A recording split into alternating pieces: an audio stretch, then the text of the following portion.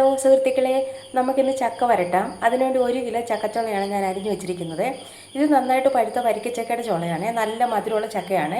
കൂടാതെ ഞാൻ 2 ശർക്കര പൊടിച്ച് വെള്ളത്തിലിട്ട് തിളപ്പിച്ച് ആറി എടുത്തിട്ടുണ്ട്. അപ്പോൾ ഇത് നമ്മൾ അരിച്ചിട്ടാണ് ഈ ചക്ക മിക്സിയിലിട്ട് അരച്ചെടുക്കാൻ പോകുന്നത്. കുറച്ച് ചുളയൊക്കെ മിക്സഡ് ജാറിലിട്ടിട്ടുണ്ടായിരുന്നു. ഇത് ഞാൻ ശർക്കര പാനി അരിച്ചെടുത്തതാണ്. നമുക്കിത് ഒഴിച്ച് അരച്ചെടുക്കാം. ഇത് മിക്സഡ് ജാറിലോട്ട് ഒഴിക്കാം. ഞാൻ കട്ടിയുള്ളൊരു ചീനച്ചട്ടിയാണ് വെച്ചിരിക്കുന്നത്. കുറച്ച് നെയ്യാണ് ഒഴിക്കുന്നത്. നെയ്യൊക്കെ ഒന്ന് ചൂടായിട്ടുണ്ട്. നമുക്ക് ഈ അരച്ച് വെച്ചേക്കുന്ന ഗ്രേവി ഇതിലോട്ട് ഒഴിച്ചെടുക്കാം.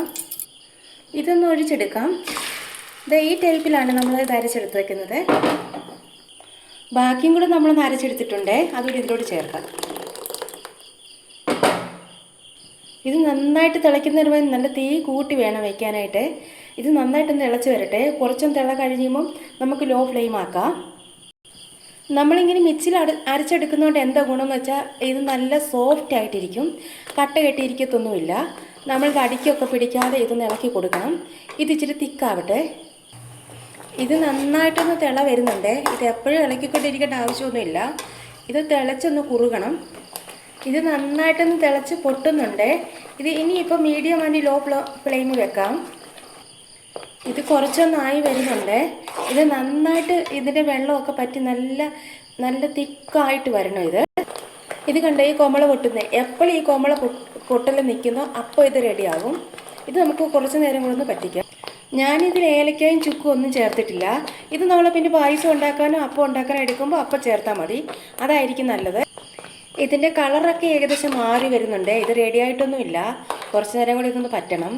ഇത് ആറിക്കഴിഞ്ഞ് നല്ല കട്ടിയുള്ളൊരു കുപ്പിക്കകത്തിട്ട് ഫ്രിഡ്ജിനകത്ത് വെച്ചാൽ 1 വർഷത്തോളം ഇത് കേടാകാതിരിക്കും. ആവശ്യത്തിന് വേണ്ടി നമുക്ക് ഉപയോഗിക്കാം. ഇത് കുറച്ച് നേരം കൂടെ ഒന്ന് പറ്റട്ടെ. ആയിട്ടില്ല.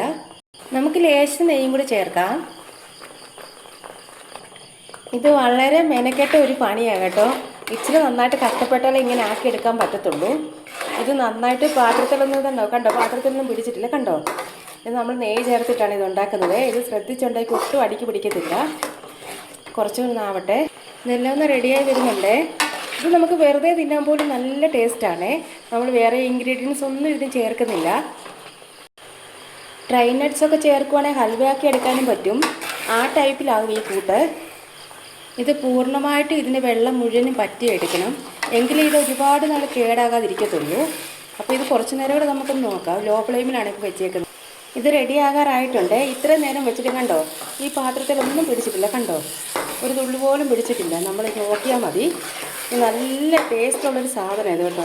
നമ്മളെല്ലാവരും ഇത് ഉണ്ടാക്കി നോക്കണം. എല്ലാവരും വീട്ടിൽ ചക്കയൊക്കെ ഉള്ളതല്ലേ, ഇതൊരു പാടില്ല. കാര്യം ഇച്ചിരി മെനക്കെടണം.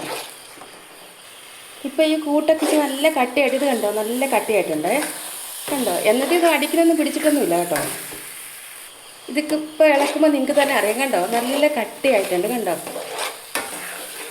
ഇത് വേണം നമുക്ക് കട്ടിയാക്കി വേണേൽ ഇത് ഹൽവ പോലെ ആക്കിയിട്ട് തിന്നാനും പറ്റും. പക്ഷെ ഞാനിത് തന്നെ പിന്നീട് അപ്പവും പായസമൊക്കെ ഉണ്ടാക്കാനും വേണ്ടിയിട്ടാണ്.